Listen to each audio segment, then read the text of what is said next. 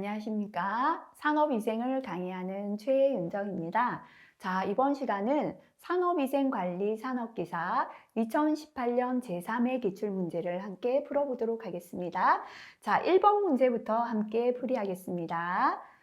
네. 직업병의 예방 대책에 관한 설명으로 가장 거리가 먼 것은 있습니다. 1번, 유해 요인을 적절하게 관리하는 건 직업병 예방에 좋겠죠. 2번, 유해 요인에 노출되고 있는 모든 근로자를 보호해야 한다. 맞다, 그죠? 3번, 건강장애에 대한 보건교육을 해당 근로자에게만 실시한다. 이건 문제죠. 건강장애에 대한 보건교육은요, 기업주도 필요합니다.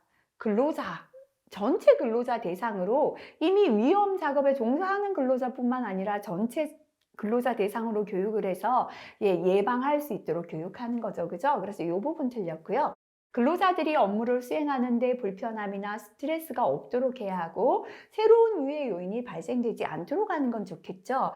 어렵진 않은데요. 크게 자주 나왔던 건 아니라서 파란색 별표 다시 한번 체크하시기 바랍니다. 2번 문제는 실기까지 중요합니다. 유해물질의 허용 농도의 종류 중에서 근로자가 1일 작업 시간 동안 잠시라도 노출되어서 아니 되는 기준, 그죠? 최고 농도죠, 꼭대기 농도. 그래서 천장에 약자 C를 붙여서 TLVC다라고 했죠, 그죠? 답은 2번 되겠습니다. 3번 문제로 넘어가겠습니다. 네. 실기까지 그죠? 자주 나온다 그랬죠. 미국 산업위생학술원에서 채택한 산업위생 전문가 윤리 강령의 내용과 거리가 먼 것은 있습니다. 기업체의 비밀은 누설하지 않죠. 사업주와 일반 대중의 건강보호가 1차 책임이다. 아니죠. 그죠? 틀렸죠. 근로자에 대한 건강보호가 산업위생 전문가의 1차적 책임이라는 것을 인지해야 합니다. 이게 바로 근로자에 대한 책임이었다. 그죠? 위험 요소와 예방 조치에 관하여 근로자와 상담합니다. 전문적 판단이 타협에 의해서 좌우될 수 있으나 이해관계가 있는 상황에는 개입하지 않는다. 나머지 내용은 맞습니다.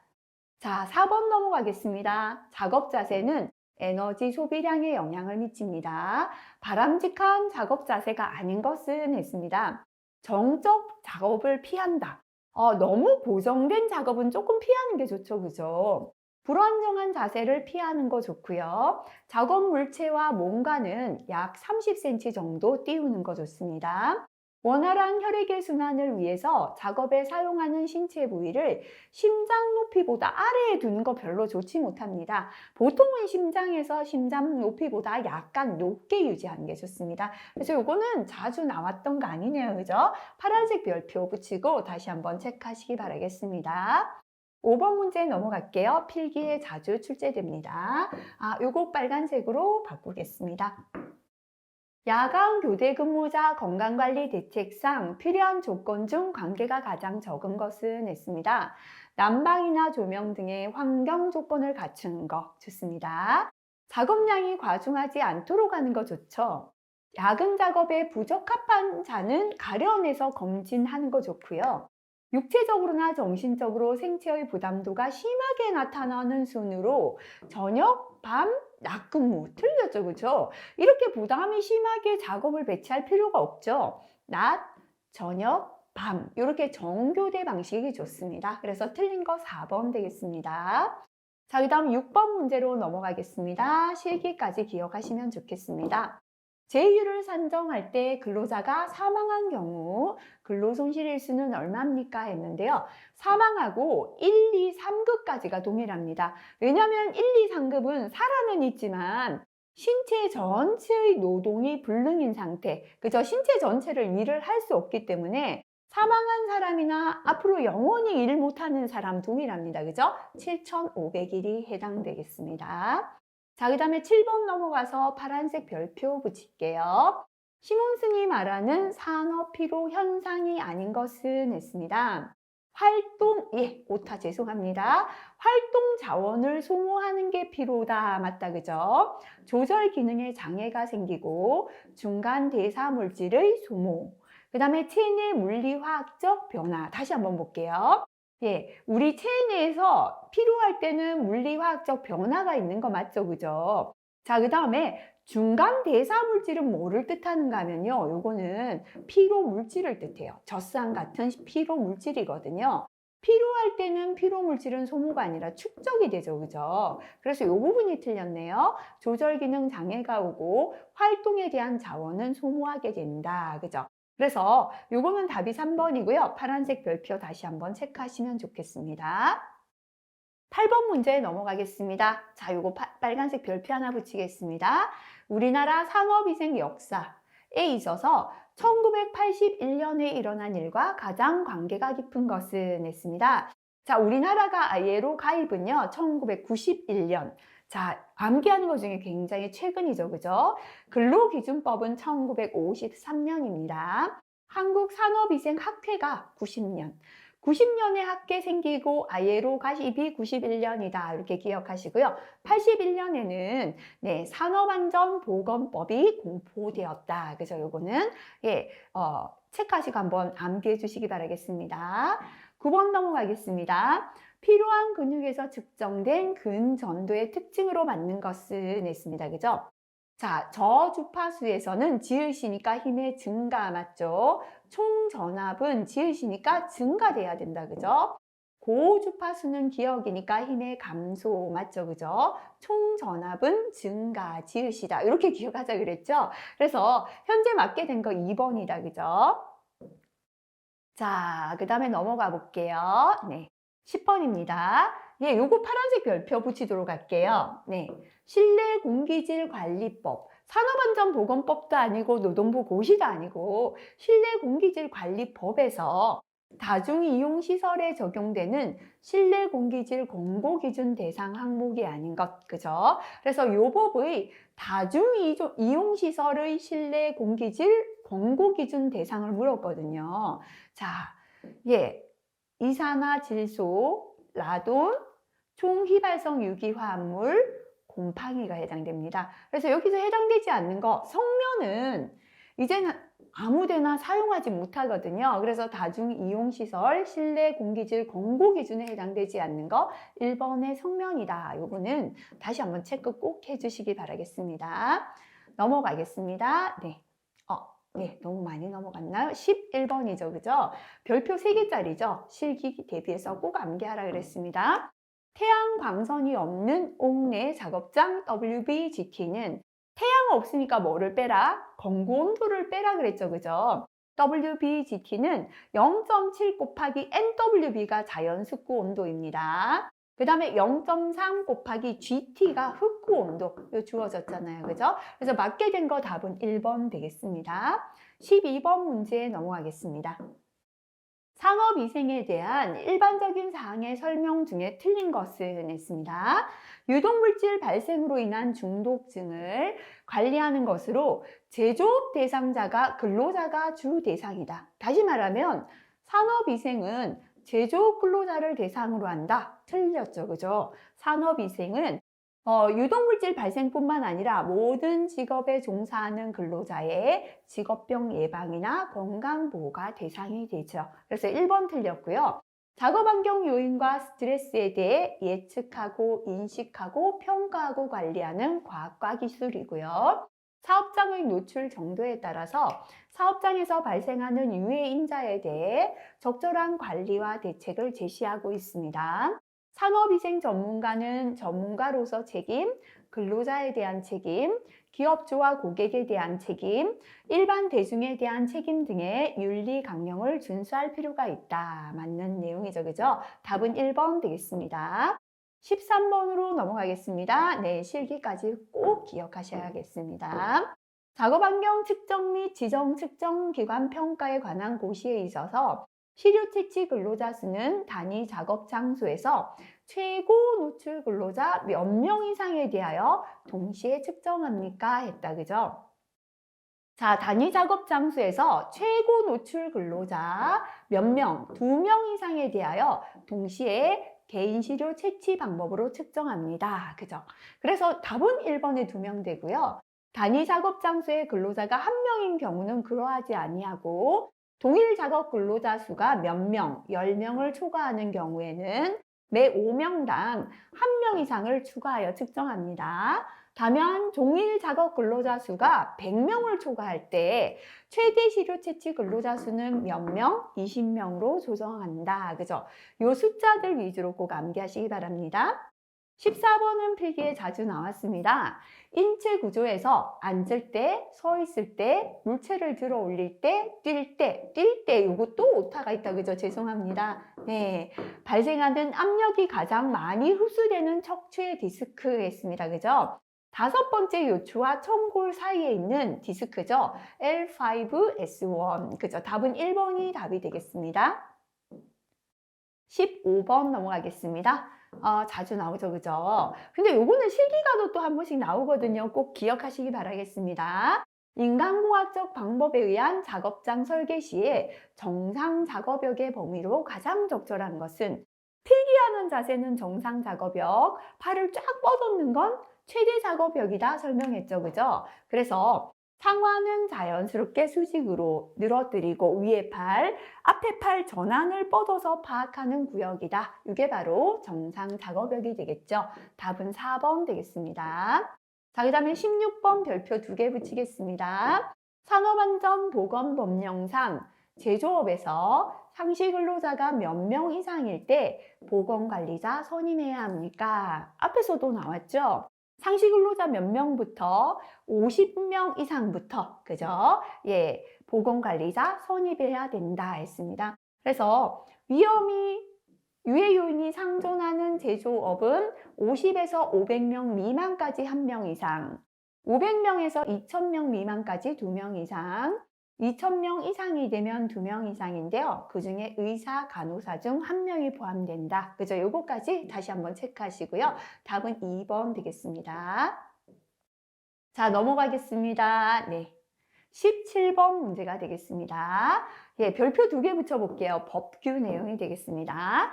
산업안전보건법령상 최근 1년간 작업 공정에서 공정 설비의 변경이나 작업 방법 변경, 설비의 이전이나 사용 화학 물질의 변경 등으로 작업 환경 측정 결과에 영향을 주는 변화가 없는 경우로 해당 유해인자에 대한 작업 환경 측정을 1년에 1회 이상으로 할 수 있는 경우는 보통 작업 환경 측정은 6개월에 1회 이상 합니다. 그죠? 근데 1년에 1회 이상 한다는 건 덜 위험하다라는 뜻이 되겠죠. 그래서 요거 2가지 있었거든요. 다시 한번 체크하겠습니다.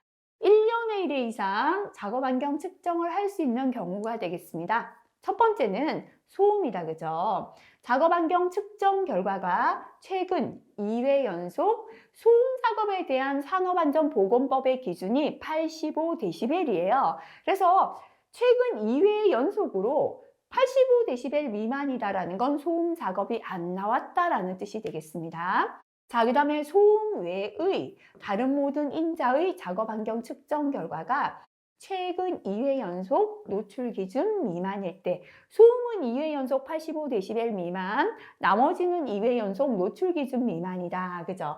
그러면 여기서 한번 찾아볼까요? 자, 네. 작업 환경 측정 대상 소음의, 작업 공정 내 소음 외의 다른 모든 인자죠. 그죠? 작업 환경 측정 결과가 최근 2회 연속 노출 기준 미만일 때 답은 4번 돼야 되고요. 2번은 작업 공정 내 소음의 작업 환경 측정 결과가 최근 2회 연속 몇 데시벨? 85dB 미만이어야 되죠. 그래서 맞게 설명한 건 답은 4번 되겠습니다. 자, 18번 넘어가겠습니다. 요거는 빨간색 한 개 붙여볼까요? 국소 피로와 관련한 작업 강도와 적정 작업 시간의 관계를 설명한 것 중에 틀린 것은 했습니다. 힘에 다니는 킬로폰드로 표시합니다. 적정 작업 시간은 작업 강도와 비례한다라는 건 힘든 작업일수록 작업 시간을 길게 한다. 틀렸죠, 그죠? 어떠해야 합니까? 반비례해야죠. 작업 강도가 강할수록 힘드니까요. 작업 시간은 줄여야 된다. 그죠? 그래서 틀린 설명 2번 되겠죠. 1kg포운드는 2.2파운드의 중력에 해당하고요. 작업 강도가 10% 미만일 때 국소 피로는 오지 않는다라고 봅니다. 답은 2번 되겠습니다. 19번으로 넘어가겠습니다. 파란색 별표 한번 붙여볼까요?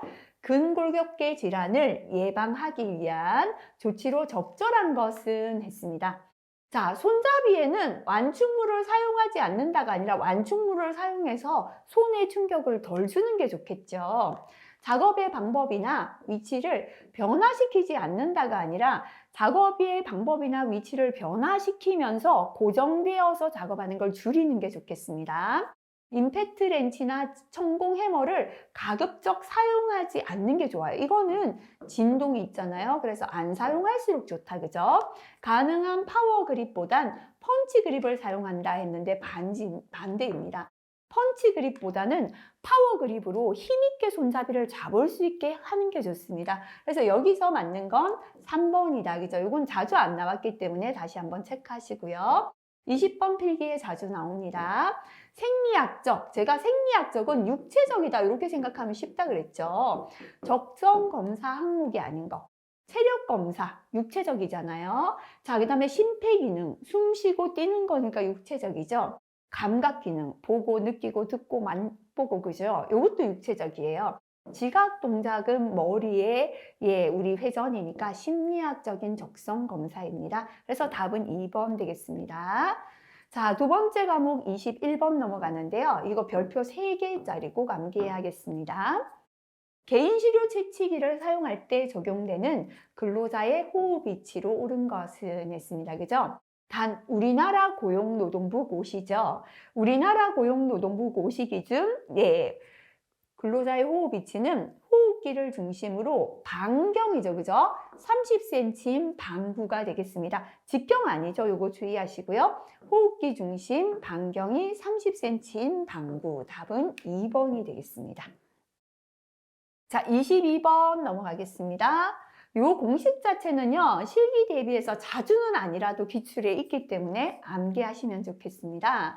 작업 환경 측정 결과 평가다, 그죠? 작업 시간 전체를 한 개의 시료로 측정할 경우에 노출 결과 구분이 바르게 표기된 것은 했습니다.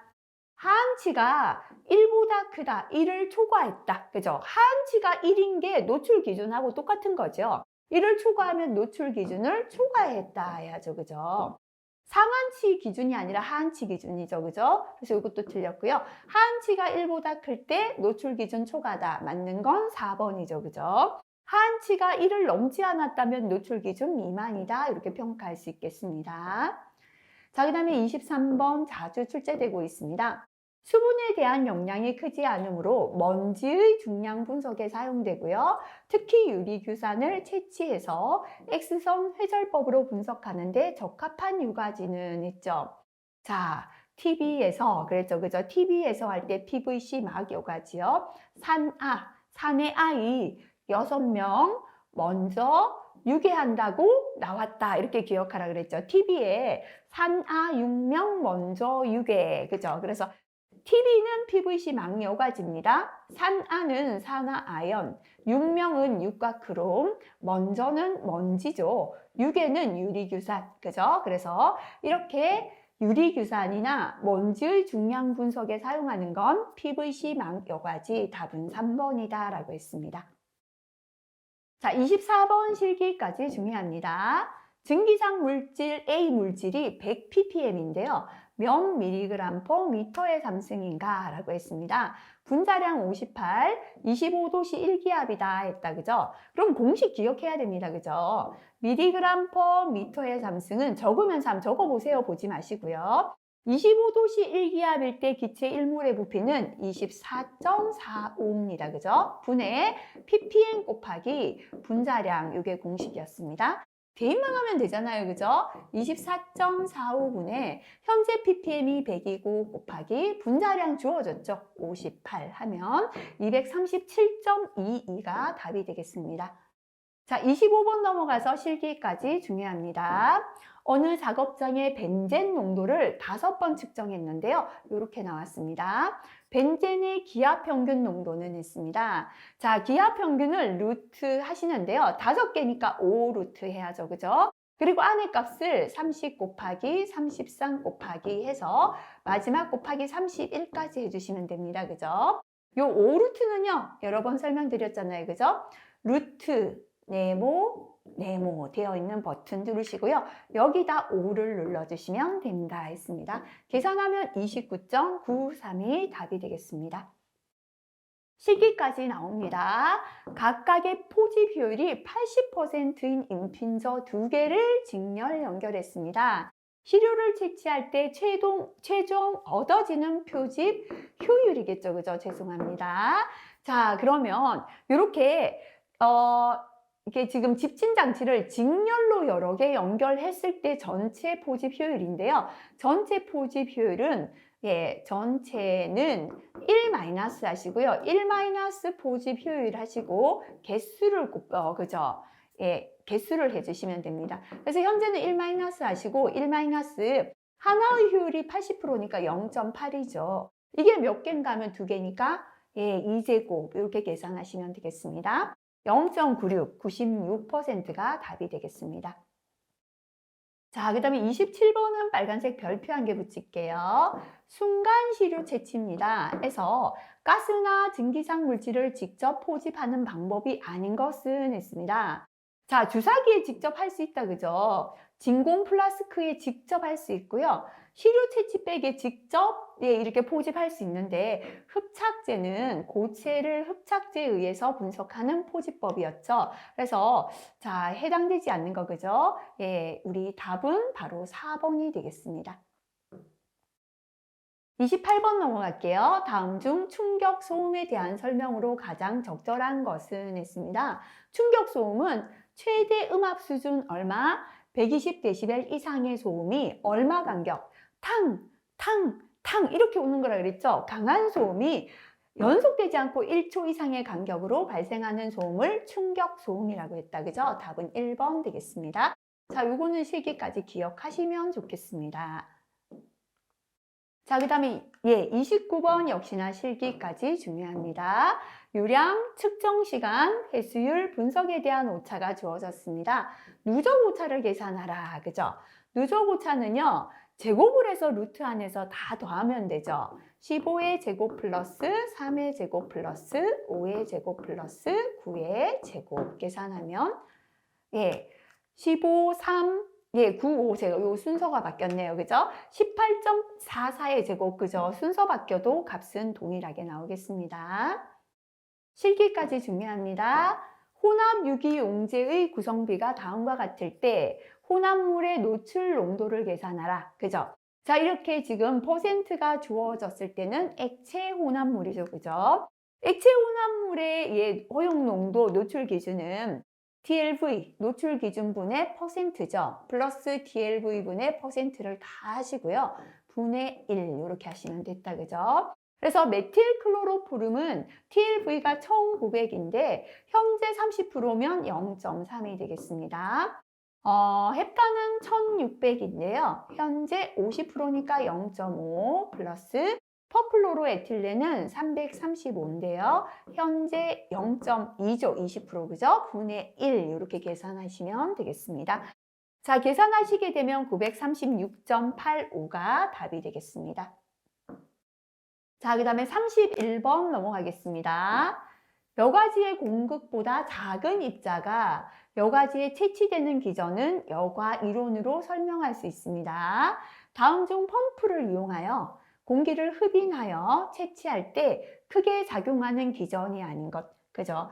자, 여기에서 특히나 펌프를 이용할 때 사용할 수 있는 기전이 아닌 것은 했습니다.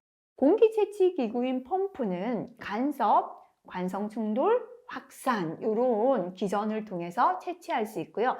중력 증강은 입자가 크고 무거울 때 중력에 의해서 깔아앉는 걸 이용해서 포집하죠. 그래서 펌프를 이용할 때 아닌 건 바로 2번이 답이 되겠습니다. 파란색 별표입니다. 자주 안 나왔기 때문에 다시 한번 체크하시기 바라겠습니다. 자, 요거 물론 실기 대비 이거 아시면 더 좋습니다. 32번 A 물건을 제작하는 공정에서 100% TC를 사용하고 있습니다. 작업자 잘못으로 TC가 휘발되었습니다. 공기 중 TCE의 포화 농도를 물었습니다. 현재 0도씨 1기압에서 환기가 되지 않고 TC 증기압이 19다라고 했습니다. 포화 농도는 퍼센트로 나올 때가 있고요. 단위가 ppm일 때가 있거든요. 그래서 단위 꼭 확인하시고요. 자, 일단은 공기 중 포화 농도는 밑에는 1기압, 공기 중에 1기압은 760mmHg잖아요. 그죠? mmHg 760분에요. 현재 이 물질의 증기압이다. 그죠? 지금은 TC가 19다라고 했죠. 19mmHg. 이렇게 하면 공기 중에 이 물질의 증기가 얼마만큼 차 있나를 나타내거든요. 이제 단위가 삭제되고 없잖아요. ppm은 곱하기 10에 6승 해주시면 되고, 퍼센트를 나타낼 때는 곱하기 100 하면 된다 그랬죠. 현재는 단위가 ppm이니까 곱하기 10에 6승 이렇게 계산하면 25,000 ppm이 답이 되겠습니다. 자, 그 다음에 33번 넘어가겠습니다. 실기까지 중요합니다.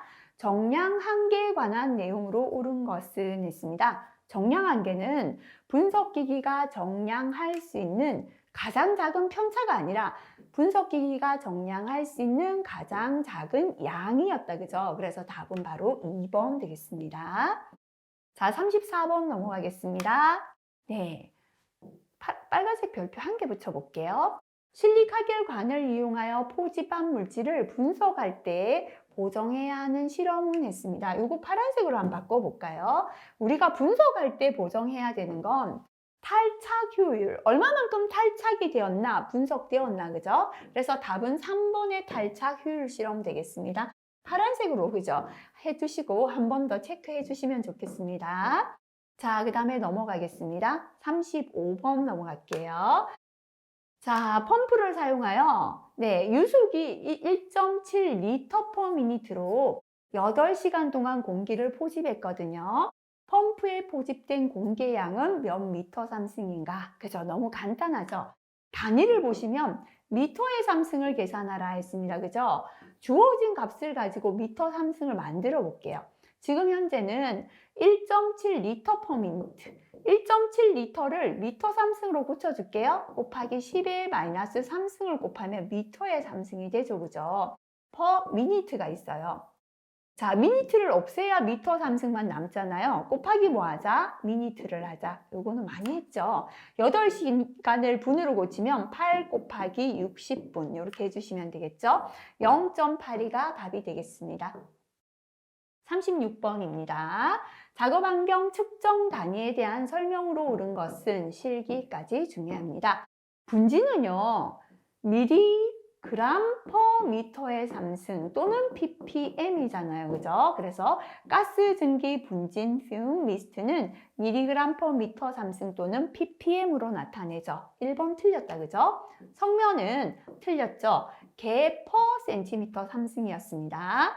고열인데요. 스쿠쿠 온도 지수를 구하여 섭씨 온도 도시로 표시한다. 요거 맞다. 그죠? 가스나 증기의 노출 기준 표시 단위는 자, 요것도 틀렸죠? 가스나 증기도 미리그램 퍼 미터 삼승 또는 ppm이죠. 그 나머지 소음은 데시벨 A로 표기한다 라고 했습니다. 답은 3번 되겠습니다. 자, 37번 넘어가겠습니다. 별표 3개다. 그죠?